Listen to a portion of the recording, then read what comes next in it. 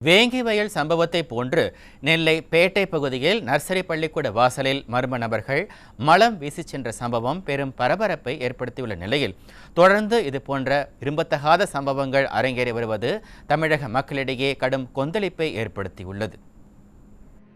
நெல்லை பேட்டை பகுதியில் முகமது நயினார் பள்ளிவாசல் சன்னதி தெருவில் ஹிதாயத்துல் இக்வான் நர்சரி பிரைமரி பள்ளி செயல்பட்டு வருகிறது. இந்த பள்ளிக்கூட வாசல் படியில் வெள்ளிக்கிழமை இரவு மர்ம நபர்கள் மலத்தை எரிந்தும் வாந்தி எடுத்தும் பெரும் அசிங்கத்தை அரங்கேற்றிச் சென்றுள்ளனர். இதனால் அப்பகுதி மக்கள் கடும் அதிர்ச்சி அடைந்த நிலையில் தண்ணீரை பீய்ச்சி அடித்து சுத்தம் செய்யப்பட்டது.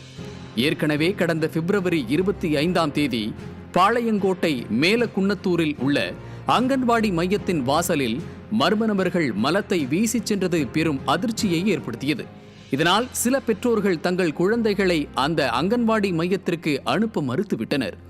இதேபோல கடந்த ஜனவரி மாதத்தில் திருப்பூர் மாவட்டம் பல்லடம் அருகே காமநாயக்கன் பாளையத்தில் அரசு பள்ளியின் சுவர் மற்றும் மாணவர்கள் அமரும் இருக்கையின் மீது மனித மலம் வீசப்பட்ட கொடூரம் அரங்கேறியது.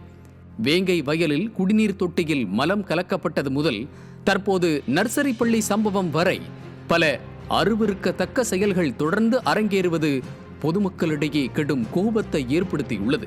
வேங்கை வயல் சம்பவத்திலேயே விடியா ஸ்டாலின் அரசு உரிய நடவடிக்கை எடுத்து குற்றவாளிகளுக்கு கடும் தண்டனையை வழங்கியிருந்தால் இது போன்ற சம்பவங்கள் அரங்கேறி இருக்காது என கூறும் பொதுமக்கள் இனிமேலாவது விடியா அரசு கும்பகர்ண தூக்கத்திலிருந்து விழித்து நடவடிக்கையில் இறங்க வேண்டும் என வேண்டுகோள் விடுத்துள்ளனர்.